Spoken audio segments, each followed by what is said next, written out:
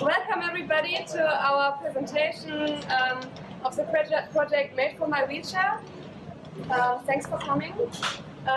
Made for My Wheelchair is a project that is funded by the Ministry of, what is it in English? Bildung and Forschung, Education and Research, sorry. It's run by the Fab Lab, Makea and Be Able. And we have two associated partners supporting us. It's Otto Bock, a wheelchair and prosthesis firm, and Sozialhelden. Holger is here from Sozialhelden also.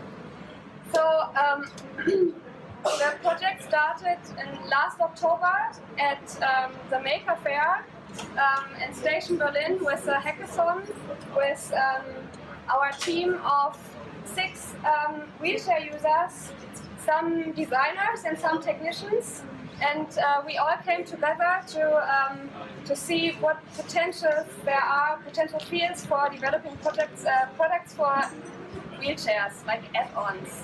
Actually, there was some inspiration for starting this as a project coming from Raul, who is also one of our participants and cannot be here today, because Raul bought himself a 3D printer and then started to print his own little ramp. And seeing this, we thought there's so much more potential than that, and there's really a field to explore. Of course, not on ourselves, but with users of wheelchairs, because it's for them, the products. Actually, we have a whole year for doing this project, and we are now coming towards the end. There were 3 or 4 phases, and I will just give you a quick overview, and then we will jump into the practical part, showing you prototypes and what we found in the process. So actually we started with getting really to know the needs of the users in an interview-style meeting where we visualized all their needs. We basically had a big discussion about it. And we found different topics that were quite interesting to cover. Transport and storage, human interaction, weather, bad weather conditions like rain and snow, and lights. So being seen and to see better in the darkness. With these topics, we went into the hackathon and we developed hundreds of ideas together in different teams with the wheelchair drivers and with also some people from the maker context and some people who just came as visitors to the Maker Fair. And after this ideation, we started to prototype, also really quick and dirty, with little 3D printed wheelchairs that we had. We tried to visualize in 3D all possible ideas that we had. And after that, had a big discussion in our team, which is also here today, and decided for 3 areas to go deeper into. And for these 3 areas that we chose, that was weather, transport and light, because that was where we had the best ideas. We started to go into monthly intense developing phases, where we always had a camp with our users, and then some deeper development and like development of prototyping, of course, and sketching, and then we did some testing and iteration. So the users and Wei will tell us about what we did. Oh yeah, one slide I forgot. While we did this, we always tried to design for those criteria. So that were our design and our testing criteria. Feasibility, of course, as always, is this possible to make and does it really work? Aesthetics, that was a very important part for our users because they said there are so many unsexy products for wheelchair drivers and we really want to change that. Impact, does it really have an impact on on the daily routine of the wheelchair drivers. Then time and cost for production, because we are actually developing open source products, and it's important that it doesn't take months or ages to produce a product. Like, they should be that small and manageable. And accessibility of material and technology was the last design criteria. So we started with the topic weather. And we started the full-scale prototyping phase through a 2-day design camp, also in a team of designers and wheelchair users. We had Kim and Jonas who were working with us. Maybe Jonas, you can tell us really short what we did in German. In German, yeah. As my English is gross. Genau, also was haben wir gemacht? Grundsätzlich, wir haben uns erstmal überlegt, was genau sind so die Anwendungsfälle, was wollen wir machen, wollen wir in tiefen Schnee, in flachen Schnee, bei Eis, bei keine Ahnung, wollen wir eine Unterscheidung machen zwischen Elektrorollstühlen, manuellen Rollstühlen, wie bitte? Achso, Entschuldigung. Genau, haben uns das alles angeguckt und haben dann halt angefangen, uns erste Überlegungen zu machen, haben dann geschaut, machen wir das mit Ketten, machen wir das als Druck, wie können wir das überhaupt anbringen, haben uns überlegt, was ist wirklich wichtig, dass es zum Beispiel schnell anbringbar sein muss, ja, verschiedenste solcher Sachen, dass man es mitnehmen soll. Ja, das waren so alles die Gedanken und damit sind wir dann halt losgegangen und haben dann iterativ nach und nach immer mal wieder neue Prototypen entwickelt, die dann mehr, mal weniger, mal besser funktioniert haben. So we defined during the camp that the snow chain has to be something that is portable and that is something that you can mount independently onto the wheelchair when needed. And so we tried different materials just to see what are possible to build inside the maker context, and also what is possible to mount on the wheelchairs. So we use flexible materials like also rubber, and then we printed something, of course. And then the results of our prototyping camp were 2 sets of snow chains that we sent to Kim to be tested. One, well, they had similar profiles, but one was attached to the wheels with gummy rubber rings, and the other ones are with cable binders.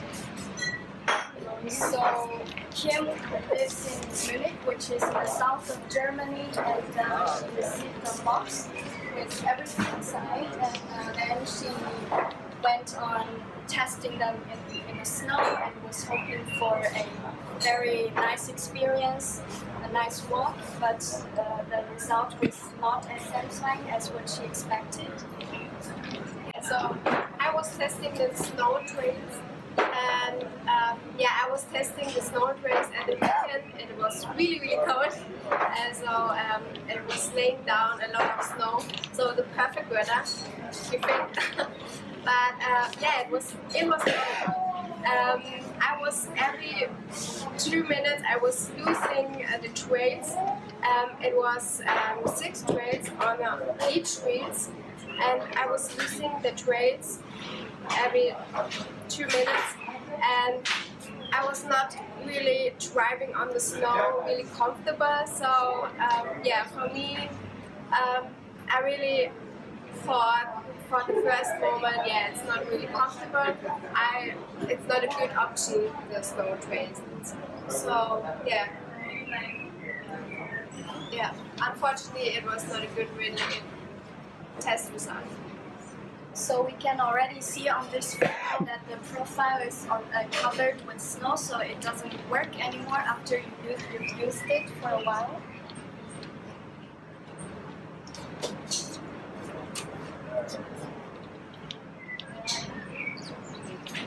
And the biggest issue was for Kim that there's no enough grip. It's partially because the surface of the profile was too small, So it has to be like cover the entire wheel instead of just some. And also the profile is not right. Like we need something like a metal spike instead of just plastic profiles. So that brings with us security issues. If it's out of metal spikes, then when you drive with your hands, it could maybe cut your wrist, which is really, really dangerous. And the general feedback or result we got is that it's not really, maybe it's not really worth it for the effect. It's not worth it to build it, to carry with me and to mount on my wheelchair for the very little effect that you can, or very little gain you can get, because this could help with very, very little snow to up to 4 centimeters, but maybe not in some deep snow. So this was the feedbacks for the testing.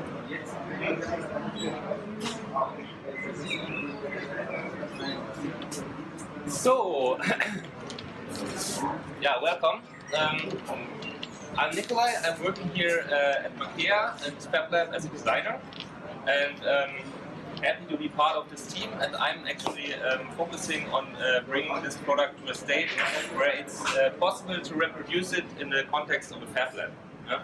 So the goal is to come up with a DIY manual that makes it possible basically for everyone to rebuild it.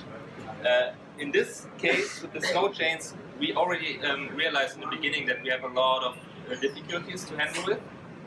One is that requirements are quite difficult to solve. For example, the strength, so the weight that sits on those clips here. It's a person, and if he's moving with the wheelchair, it has to be a strong plastic or something else. So we designed these clips to cover the whole wheel with the same profile that we already tested with Kim, and we uploaded it to Shapeways, where one can order it, and there we already got another. We realized that it's quite expensive. For 2 wheels, it takes 772 euros to produce it in laser sintered polyamide. So this is half the price. When it comes to assembling it, it's quite easy. So this is comfortable. You just need some rubber strings, 8 pieces. It takes about 5 minutes to mount it to your wheel. So from this point of view, it's a good result, but the effect that it has, it's not proven yet. So it was spring, we couldn't test this version yet, but we identified things that we need to optimize, even though we didn't test it yet. You mentioned it already, the metal spikes, because this might work for snow, but with ice you definitely need something that really bites into it. And combining this in the 3D printing process, it's also really, it's basically impossible. So you need an injection molding part to really integrate a metal spike into this object. So these are all learnings that led us to this evaluation that its feasibility is okay. You can order it if you have the money and assemble it. Aesthetics is also fine. Like from the feedback we got is that it looks nice. So I would like to have it on my bike too. Impact not yet proven, so we give it a red light. Cost is extremely red. 800 euros. It's not okay. Time for production is fine, you just order it and assemble it. And accessibility of material and technology is red, because you cannot produce it in the FabLab context. So some of these clips are produced here in ABS on the dimension printer. Those are from Shapeways. from far they look the same, but if you come closer, you see here the layering, which makes the whole object much more unstable than if you produce it in a laser sinter 3D printing machine. The whole thing is more close to an injection molded part.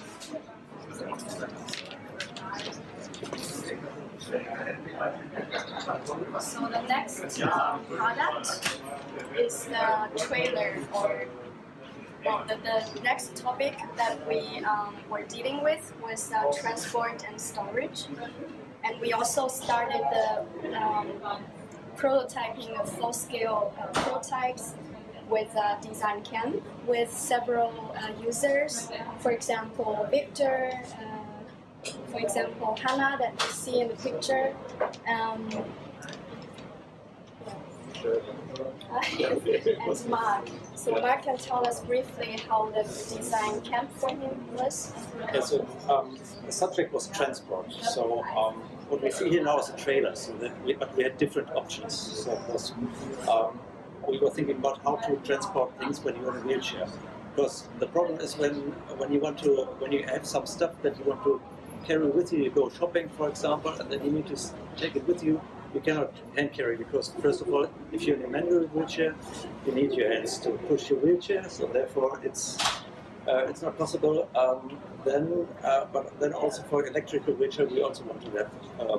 We wanted to look for both. What can we use? And therefore, we found the option of this trailer would be a good idea, which also had some problems during the camp. We discovered what we need, how to adjust the trailer to the wheelchair. So there are different things that you need because each wheelchair is different, and you need to adjust, especially this, how to put it best to each wheelchair.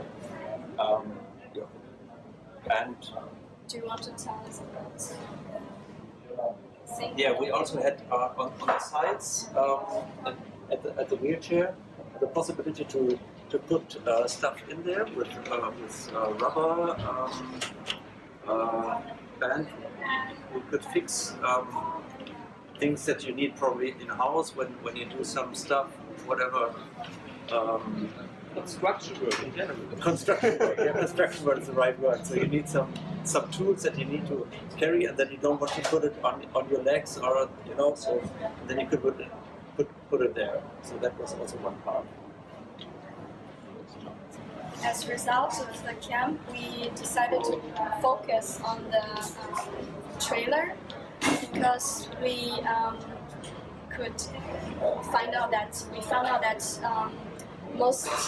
it's more relevant compared to the other storage products. And we tested it with Mark, but also Victor, who is using an electric wheelchair. And Victor, kannst du uns sagen, wofür du den Anhänger gebrauchen könntest? Also, das Problem ist so, so ein E-Roller kann man schon einiges mitnehmen. Ich habe eine große Tasche hin, aber so bei 10 Kilo ist es schon Schluss, weil dann ist es für die Achse nicht gut. Und schon jetzt jemand mit dem Assistenten oder so, das geht schon gar nicht, weil man macht schon den Roller kaputt. Es ist zugelassen maximal 120 Kilo. Und ich war von vornherein begeistert von so einem Anhänger, aber dadurch könnte ich schwere Sachen nach Hause bringen, zum Beispiel Blumenerde, Zement, wenn man zu Hause was umbaut, auch so Baumaterialien oder auch so, wenn man was einkauft schwer, kann man das ruhig nach Hause bringen, draufstellen und dann nach Hause bringen. Aber vor allem, wenn man so eine, wie gestern war ich auf der IGA gewesen, internationale Gartenausstellung, und da habe ich wirklich wieder mal so festgestellt, wie praktisch so ein Ding wäre. Weil die IGA ist ein unheimlich großes Gelände. Also somit zu Fuß praktisch kann man da gar nicht alles sich angucken. Wir waren da vielleicht 3,5 Stunden da und haben vielleicht nur 20% uns angeguckt. Aber nur, weil meine Assistentin, sagt man so langsam war sozusagen. Und es wäre praktisch, wenn man jemand dabei hätte und dann 200-300 Meter vorfährt, sich was anguckt, dann rumschlendert, dann wieder drauf und dann wieder so eine Strecke bewältigen könnte. Und das fand ich dann so von der Idee sehr gut, also dass man das umsetzen könnte. Should we shortly translate, maybe? Kurze Übersetzung? So Victor told us that he would like to use this wagon especially to carry his assistant, because he has a daily assistant. And he told us a story that yesterday he was at a huge exhibition where he was half the day and his assistant was walking about 12 kilometers. And it would have made such a difference for him if he had this, if he had any trailer, and he would also use it for transportation of smaller goods. So it's about the synchronization of pace between the wheelchair user and his companion. And here you can see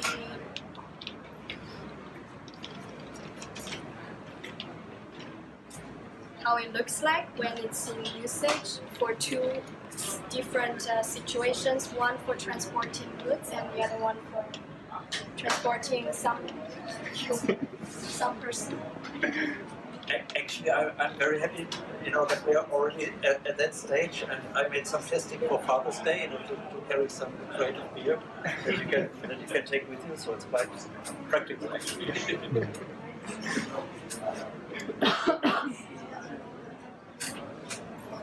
The summary of the feedbacks looks like this. So all the testees said that it's very useful. As we already got an impression from Victor and Mark.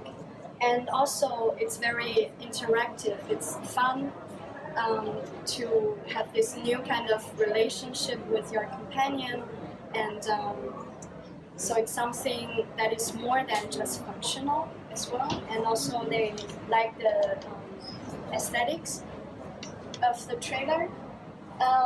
However, they had wishes that were not yet to be fulfilled with the old prototype. For example, Victor wishes that you can fold it together so that sometimes he can carry it with his big backpack. And Mark wishes that you can mount it independently by yourself without an assistant. And there were some issues like the trailer was sometimes hitting the wheel or was too loud because the wheels are not big enough or not good enough. But those things we already kind of were solving during the next iteration phase.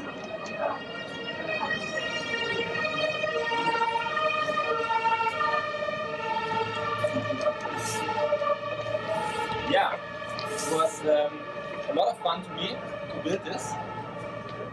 Especially, I used to be a carpenter, so it's the material I like to work with.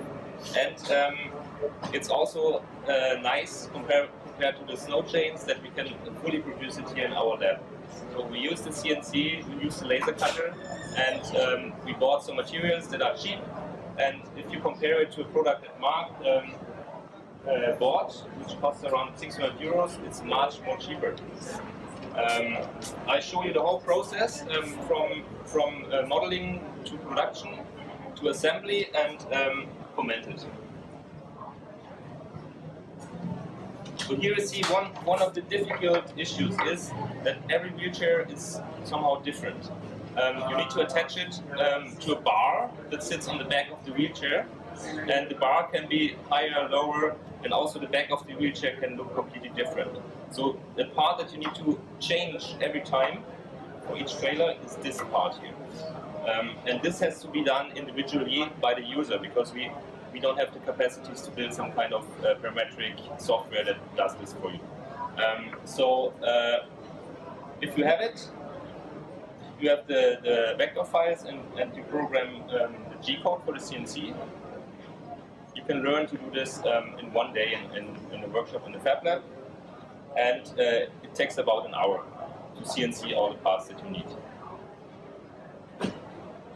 Then you have the grip tape.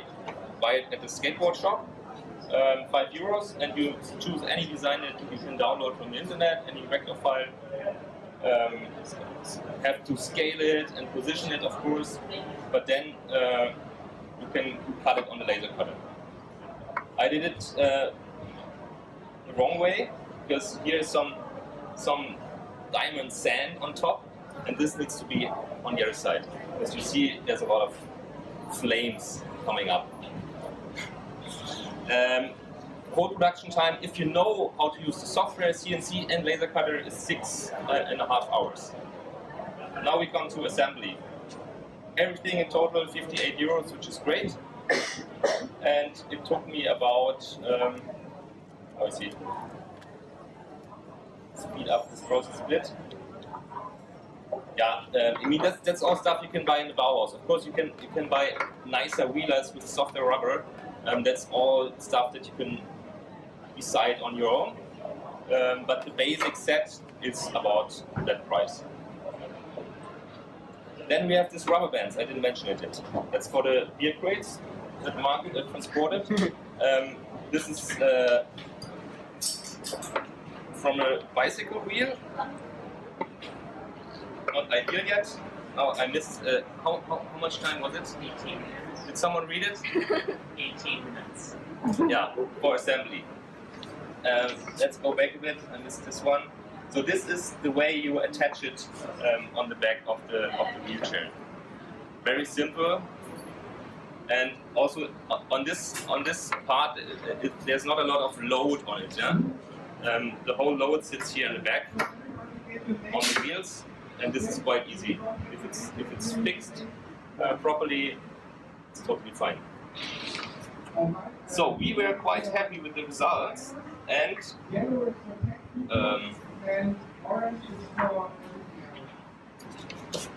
evaluated it in a way that it's feasible.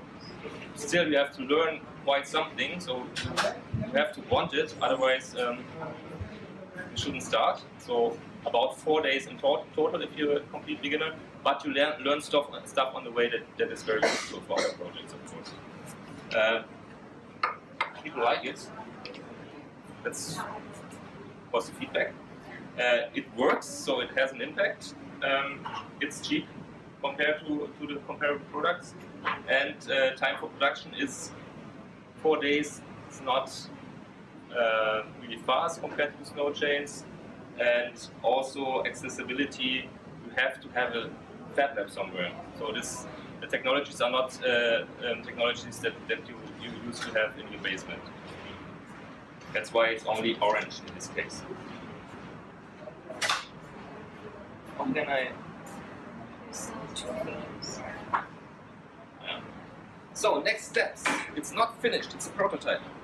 What we need to improve is the stability here. So this sits in here with 2 nuts. Can be improved. Must be stronger. Also the connection here. No screws. Maybe we CNC some pockets so they sit inside the surface, which makes the whole construction a bit more stable. Then these here. It's a nice idea. It's recycling and so, but we want to transform it into something that is you can attach it and deattach it really in one instant. So it's quite hard to get it out if you don't need them. And if you want to use it as a carrier for a person, then you don't want to have this rubber bands here in the way. Then what is already working is that if you disassemble this part, you get a flat pack. But it's not designed in a way that it makes sense right now. So we also want to improve this. Yeah, that's it for this product.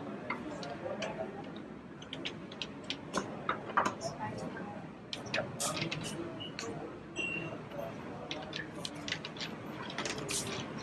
So the next topic that we were working on was the lighting, because most wheelchairs, many wheelchairs, as you may see, don't have lights. built in, and it's very dangerous as for bikers. That's why we decided to work on it. And in the camp, we were working with Paul, who cannot make it today, and lighting expert on the right side, and Nikolai. And we were very fascinated by the form of a wheel or a round form, because it's something that works perfectly for wheelchairs. And we kept on building on this form and developed a ring for the side, for the wheel, that will that moves while you drive, while you use the wheelchair. And here you see also a little battery pack also connected on the wheel. And another lighting product we developed was a spotlight for front lighting.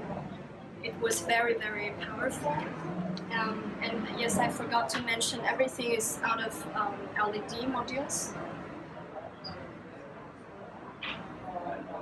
And the third prototype was the backlight with a clip as a connection. And the fourth one is the floor lighting. So it was under the seating, and you can normally not see it, only the light. So it was something very, I think, very magical. Yes, and besides the front light, all the other three lightings are more for being seen than to see. And we asked several wheelchair users to test them.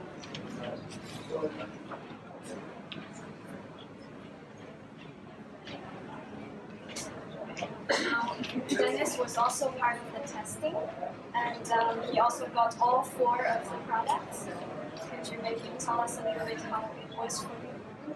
Yeah, at first when I tested some of the products, some of the lights, I thought, oh, this is not the product which originally belongs to the wheelchair, and maybe I might just crash into a car when they just block my ramps and I got very little space, and then at the second time they already feel different, and then felt more that the lights going to be a part of the chair and basically match the reduced design of my chair, which I like the most. Here in the video you can also see and the indirect light that we see underneath the wheelchair, quite fashionable.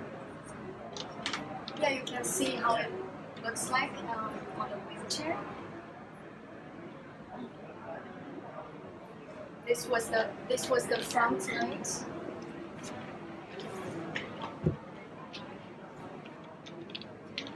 And the feedbacks altogether were quite good for this set of prototypes, especially the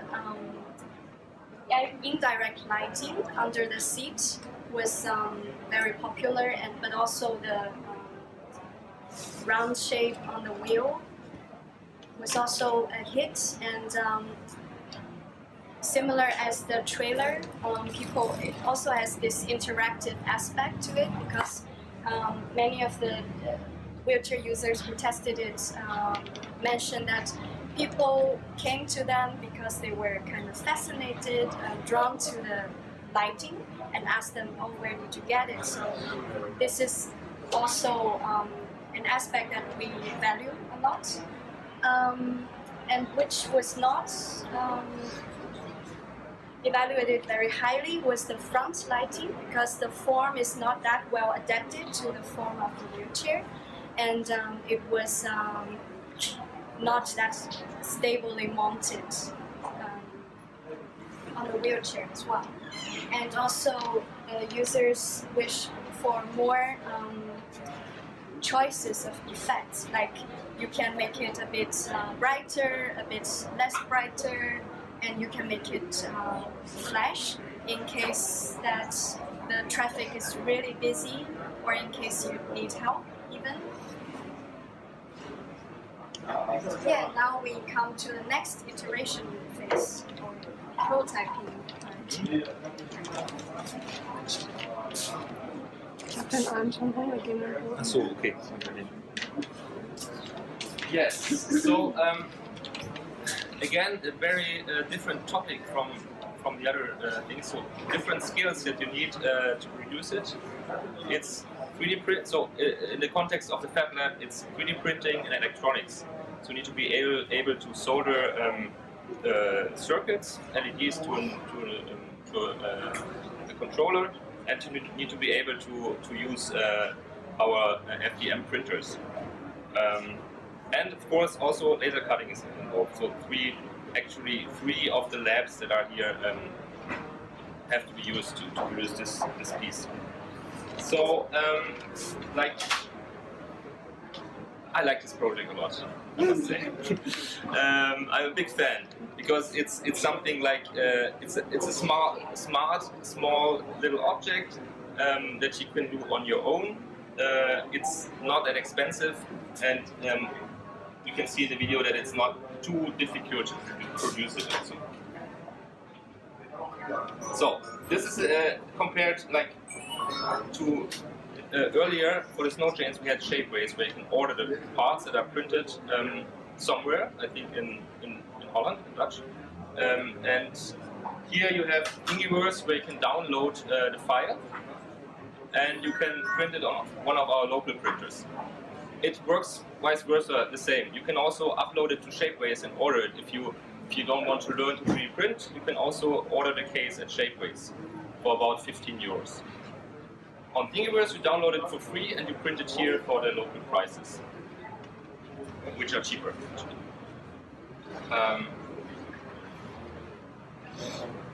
So you download it.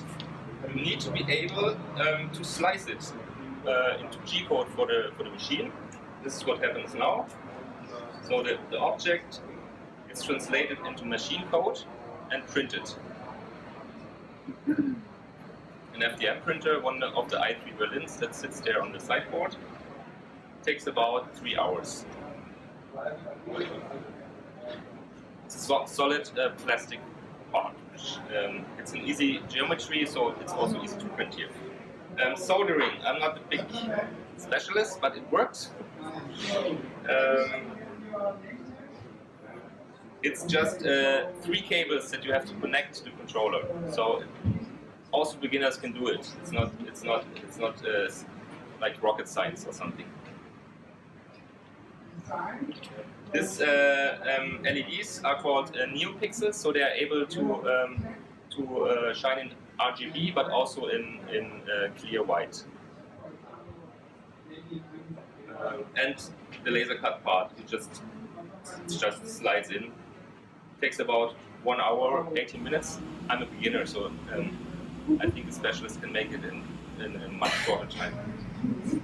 Those 2 parts altogether, all parts and printed and Shapeways actually would be 60 euros. If you print it here, it's about 25 euros cheaper. So the big task now is, like, we think this lights work pretty well. They are open source, you can program them, but the big task is now to find more ways to attach it to the wheelchair in a way that it makes sense and that it's easy and flexible. So we have 3 different things now. One is rubber band here. The first one was a clip, and the third one, it's called Zugu. Does anyone know Zugu? It's a kind of a muddy material that cures on air, and it becomes really, really strong. So you just, I just built this part so that you can press it in, that it connects to the model. And then you can attach it basically anywhere. Wait 8 hours and it's hard to get it off again. It sits there now. You really have to take a hammer to get it off. So that's 3 things we developed so far. But definitely we have to invest more time into the connection. When it comes to the design criteria, it's doable, but not super easy. Yeah? You have to learn something. Looks great, it works. So you are seen in the night better than before, and you also see, and you are much cooler, of course. Yeah, much cooler.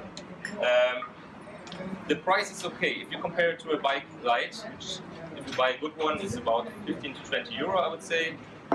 This is a bit more expensive, but it also has the extra value that it's open source. You can learn programming LED modes, let's say, which is also not too difficult, and you can further improve the product. Time for production, it's also okay. If you have all the parts, it's about 2 hours to assemble it. Here again, accessibility, you need a fab lab or something comparable to do it. Next steps for this product is what we think makes sense, because you already have the possibility to program it and to upload different light effects. Yeah? It should be possible to switch between them. On your bike light you have this usually. You can switch between blinking and constant light, and this should be possible with this product too. So we need to implement a button somewhere close to the controller because we have to connect to it. We can improve the cable management because, of course, wherever you put it on your wheelchair, you have to connect to a battery that should be accessible for the user. So it usually sits somewhere close to the seat, and the light can be somewhere else. So the cable management is an issue. And then it doesn't have to be waterproof 100%, but we call it Spritzwasserschutz in German. It's hard to translate. Spritzwasserschutz. Water resistant. So please hear this is now open. It's too easy that the water touches the microcontroller. So this has to be closed when the cable is not connected.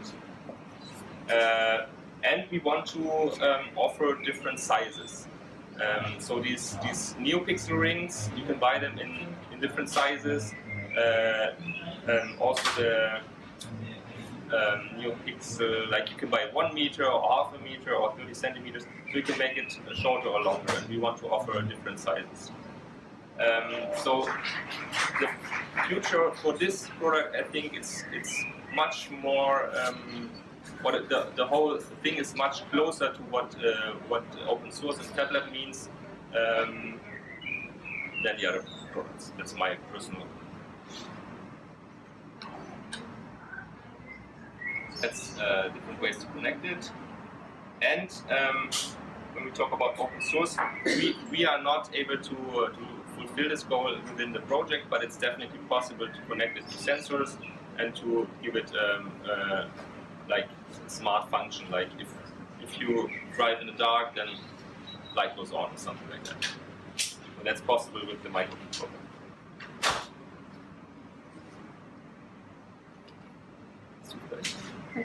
Summing up? Yeah. Okay. Summing up, as you see, we are still quite in the middle of a process, and we've focused quite a bit already. And now today is for us a milestone because we have to focus even more to get ready. We want to put something on the market that is open source available and is making a change for people. So we had a meeting just before this presentation and discussed with all the team that is not always together. And we came to the conclusion that we are going to finish the trailer because we are quite advanced with it and it already works nicely. And we will have a good instruction that is going to be available in different media. And also we would like to continue with the light, and there we have some different ideas how to distribute it in the open source context. One is to share it with workshops and workshop concepts for different labs, and the other one is to have to construct a certain number of kits that already work that you can order over a Kickstarter campaign. So we have 1 more month, or let's say 5 or 6 weeks, to go back into the prototypes and do more iteration from using all the feedbacks that we got in the testings that we told you about. And after that, we are coming to the last phase of distribution, where we are mostly going to work on how to share the prototypes, the final prototypes, bring them into production, or make it easy for anyone to produce them.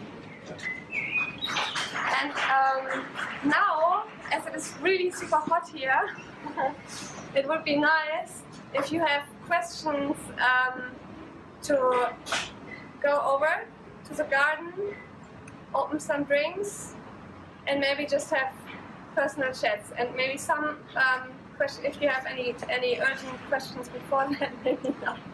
Sorry. Yeah. Yeah, we have some beers in the fridge. I think it's. Let's make it a. Let's open the discussion outside. I think it's better. Yeah. Spitze. Cool. We can also.